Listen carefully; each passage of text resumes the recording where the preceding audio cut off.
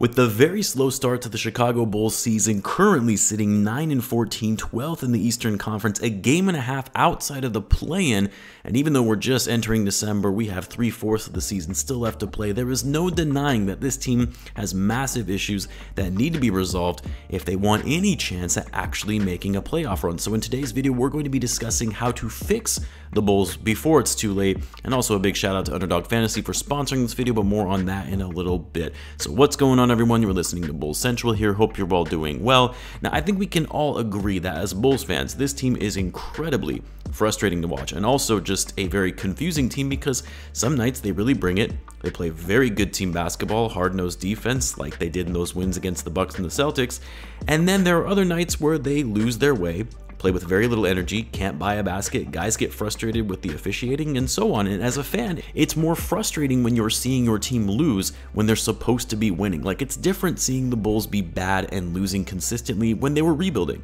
You almost expected it. It's another thing to be expecting your team to be playing well after the expectations they had set last season to now looking like a lottery team, even despite all of the talent they have on their team. And I think for a lot of us, the question has been, well, what's wrong? What's wrong? What's not working that we saw this exact same team do so well at the start of last season, where they were the #1 seed in the East for a good amount of time, to now really being one of the worst teams in the league when you look at the standings? Well, let me start by saying it's a lot of things. First and foremost, it's shooting, which I've said countless times. We all knew this was going to be an issue because it already was one last season, especially after Lonzo Ball went down, the Bulls' best three-point shooter.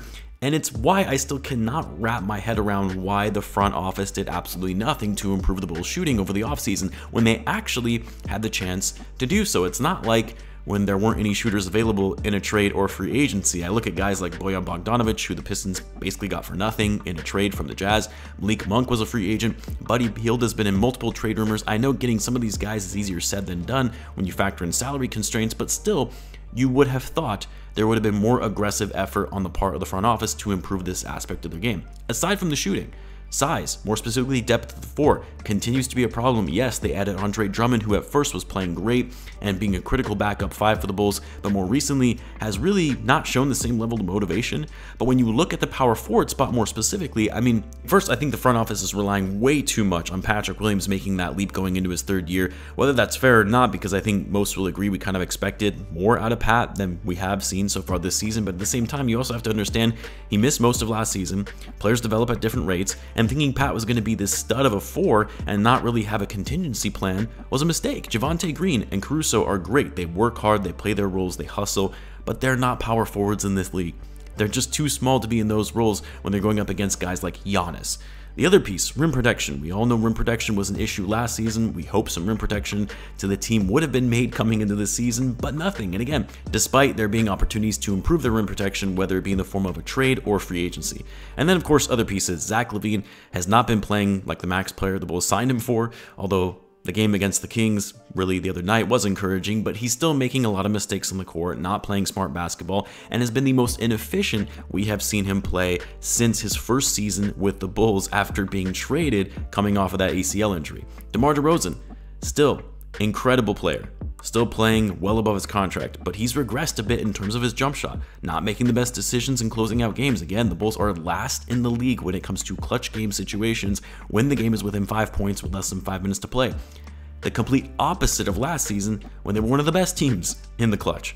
And then, obviously, one of the biggest factors in the Bulls' lack of success, in addition to all of these aforementioned pieces, is not having their starting point guard in Lonzo Ball, who really is such a big piece for this team, both in terms of his playmaking, his outside shooting, and also just his great defense that he gives the Bulls in the starting lineup. Now, Lonzo alone does not save this Bulls team. I want to be very clear on that because a lot of Bulls fans seem to think that as soon as Lonzo, we get him back, the team will be fine, and we'll be back to what we saw at the beginning of last season, which could not be further from the truth. So how do you fix this team? Knowing what we know about this roster, the circumstances they find themselves in, knowing that Lonzo isn't anywhere close to returning and may not even return at all this season, and knowing that the Bulls are somewhat limited in the potential moves they can make when it comes to trades and salary cap constraints, especially when ownership refuses to pay the luxury tax, which we've talked about before, is another really big issue when you have an ownership that is content with just being an average team if it means saving them a few bucks. So how do you fix this group? But before I get into that, I did want to share an incredible offer from today's sponsor, Underdog Fantasy. Now, I've had fantasy sports companies reach out to me in the past, but none that have been quite this easy to navigate with a very user-friendly interface. Underdog Fantasy is truly the best and easiest place to play fantasy sports. They have season-long drafts for which there is no league management after you draft, which for me personally is a big deal because I don't know about you guys, but every time I participate in a fantasy league, it's very frequent that I forget to set my lineups, waive players who are injured, all that stuff. With Underdog Fantasy, there are no waivers, trades, or setting lineups, and the app lets you draft a fantasy team in minutes. And aside from drafts, they also have NBA Pick'em, over and unders on most stats. Just pick over and under on your favorite player or least favorite player for that matter, and their stats, and you can win up to 20 times your money in a single night. Underdog keeps it super simple with the easy to use website and mobile apps. Pick between 2 and 5 players to fill out your pick'em slip, get every pick right, and you take home some cold hard cash. And guess what? They're offering viewers on this channel an exclusive offer. If you use the code BULLCENTRAL, you'll get your first deposit doubled up to $100. Who doesn't want free money, right? And of course, this is also a great way to help support the channel. And I'm actually going to sweeten the deal even further. For those that sign up in the first 48 hours and make a deposit of at least $10, and you send me a screenshot confirming your sign up by DMing me, I'll include you in a jersey giveaway drawing. I did this once before, and your chances of winning a jersey are actually pretty high because it's not like when I do giveaways for all 30,000 of my subscribers. So thanks again for the support on the channel, and thanks again for Underdog for sponsoring this video. Now, I saw an interesting stat line the other day that had me really baffled at how the Bulls run their current offense and why nothing has been addressed to fix it. The Bulls, get this, as of right now, are dead last in the NBA when it comes to three-point attempts. I think most people knew that. They're 28th in the NBA in threes made and 15th overall in three-point percentage, which maybe that doesn't seem that bad, but it's a problem when in today's NBA that places so much focus on outside shooting, you're not taking enough threes to remain competitive in basketball games. It's just not how the game of basketball is played today, whether you like it or not. I personally hate how the game has evolved into just being a three-point shooting league, but that's the way it is, and you have to adapt to that. But this isn't the whole stat line that makes this bad, because aside from the Bulls' outside shooting, they're also 24th in the league in points in the paint and 25th in the league in offensive rating.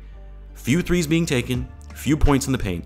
The Bulls' offense consists mainly of mid-range shots in isolation. Their offense is so stagnant, so one-dimensional and predictable that it's too easy for opposing teams' defense to pick them apart, and yet nothing is being done to change this. You're seeing the same system being run every game. Sure, there are possessions where they're doing different things, playing more up-tempo and in transition, they're actually moving the ball around, and yes, they occasionally let Vucevic work in the post, but the common theme is the same: scoring baskets in the mid-range.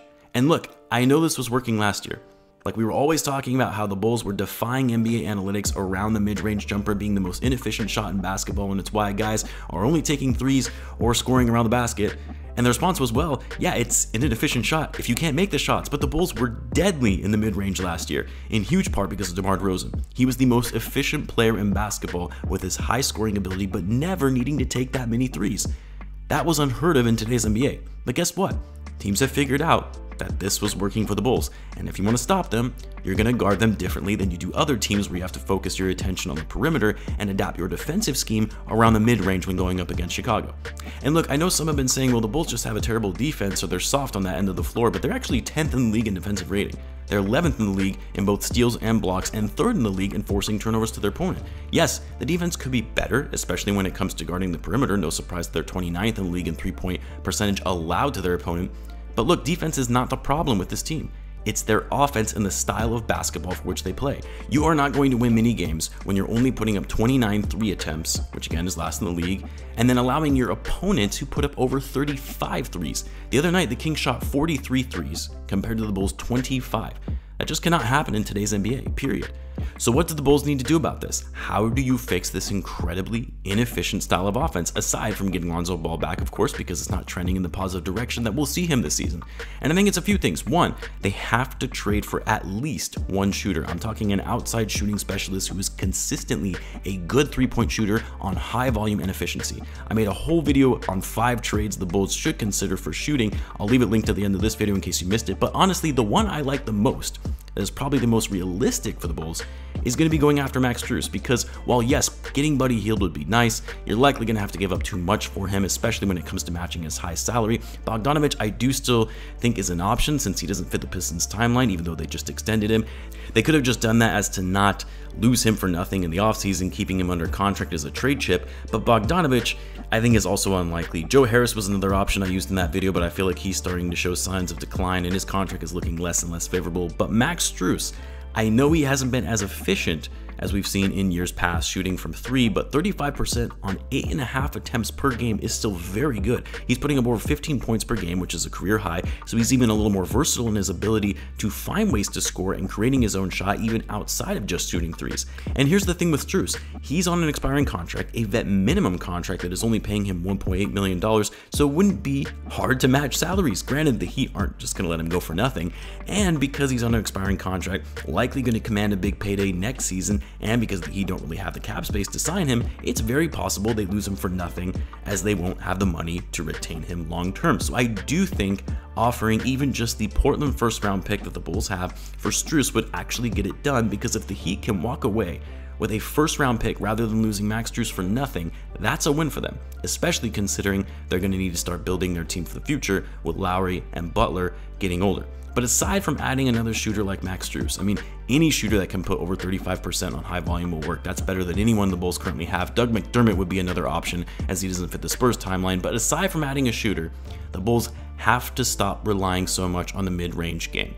Look, I know that's DeMar's game. I know he's the most effective when he's getting to his spots and hitting those mid-range shots versus taking threes because he's not good from deep. But the Bulls have to be focusing more in getting to the basket and scoring around the rim until they are able to obtain a shooter. You cannot be dead last in three-point attempts, but also be one of the worst teams when it comes to scoring in the paint. That's fine with DeMar getting his looks where it makes sense in the mid-range, but he should not be putting up over 20 attempts per game. You need the ball in other guys' hands who are more effective from outside. Guys like Zach Lavine, who, yes, has had his struggles with the three-point shot, but he's still one of the better outside shooters on this team, or even a guy like Coby White, who just needs to work on his consistency. You also need to have the ball in the hands of guys who are going to be scoring down low, and I'm mainly talking about Vucevic, who still, even though his overall numbers have gone down since being traded to the Bulls, is still one of the best post-up players in the league. Utilize Vuce more. Get him more touches. Vucevic was an elite level scorer with the Magic, and there's no reason why he should only be putting up less than 6 attempts per game in the paint, which is what, again, he's currently averaging.